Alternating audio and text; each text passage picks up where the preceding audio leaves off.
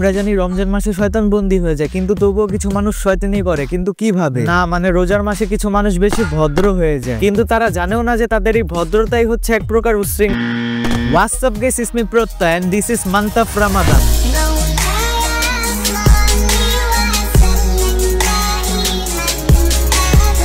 চাঁদ দেখা গেলে শয়তান বন্দী হয়ে যায়, কিন্তু মসজিদের দুই তলায় বাচ্চাদের শয়তানি দেখা যায়। আলুর চপ, পেঁয়াজু, বেগুনি বিক্রি করে চকবাজারে সবাই কুটিপুতি। আবার কেউ মুড়িতে জেলাপি মাখা নিয়ে করে মারামারি। সোশ্যাল মিডিয়াতে নিব্বিরা #ফাস্টেরি তারাবি না দিলে তাদের রোজা হয় না। আর প্রাপ্তবয়স্ক বন্ধু শরীর খারাপের অজুহাত দেখিয়ে রোজা রাখে না। কেউ নতুন জামার জন্য করে কান্নাকাটি, আবার কেউ শপিং মলে গিয়ে করে কারাকারি। সবকিছু মিলিয়ে ঈদের চাঁদ দেখা পর্যন্ত পুরো রমজান মাস এমন রোমাঞ্চকর চলে। কিন্তু এই রমজান মাস হচ্ছে চোর বাটপারদের প্রিয় মাস। 500 টাকার জিনিস 1500 টাকা বিক্রি করে দোকানদার মসজিদে গেছে নামাজ পড়তে, রমজানের পবিত্রতা রক্ষা করতে। সিরিয়াসলি? ইয়েস, রমজানের পবিত্রতা রক্ষা করতে কিছু কিছু মানুষ এতটা ভদ্র হয়ে যায় যে তারা ঘুমটা পড়া শুরু করে। এবার হোক সেটা টিকটকের আপু বা চায়ের দোকানের মামু। ভদ্রতা থেকে মনে পড়লো, সাবস্ক্রাইব করাও কিন্তু এক প্রকার ভদ্রতা।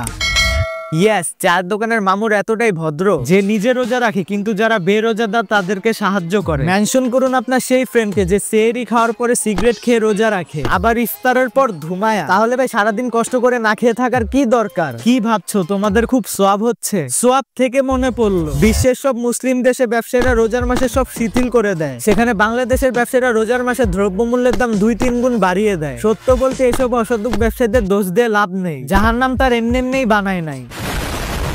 ইয়েস, টিকটকে কিছু ড্রামা কুইন আছে, কিছু না, এত অনেকগুলো ড্রামা কুইন আছে যারা ভদ্রতার খাতিরে 1 মাস অশ্লীলতা থেকে দূরে থাকে। আসলে তারা মনে করে রোজার মাসে তাদের কোনো গুনাই হয় না। আবার কিছু আপুমনি আছে যারা ঠিক নিউ মার্কেটের দোকানের মতো দিনের বেলা আরবি আর ইফতারের পর বাজায় হিন্দি।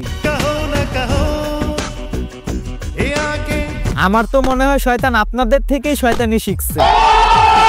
আরে ভাই, আমি সারাদিন পর রোজা রেখে ইফতারের পর শপিং আসছি শপিং করতে, গায়ে হলুদে আসি নাই। কম বেশি ভালো খারাপ সবকিছু মিলিয়ে সত্য বলতে রোজার মাস একটা উৎসবের মাস।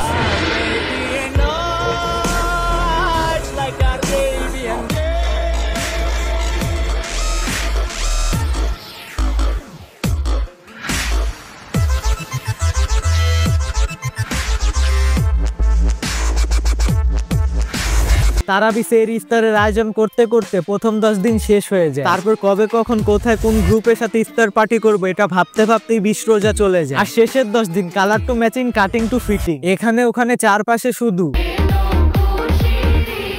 কিন্তু আমাদের কিছু ছোট ছোট ভুলের জন্য অনেকাংশে রমজানের পবিত্রতা রক্ষা পায় না। তারপরও ব্যবসায়ীরা সবকিছু বুঝেও না বুঝার অভিনয় করে, যার জন্য রমজান সবার কাছে উৎসবময় হয় না। Sad but true. আমি, আপনি, আমরা সবাই সারা বছর কিভাবে কাটিয়েছি সেটা অন্য হিসাব। অনেকেই আছে যারা ধর্মীয় হিসাব মেনে রোজার মাস পালন করতে চায়। তো আমার আপনার জায়গা থেকে যতটুকু সম্ভব রমজানের পবিত্রতা রক্ষা করুন, এখন হোক সেটা বাজারে বা সোশ্যাল মিডিয়াতে।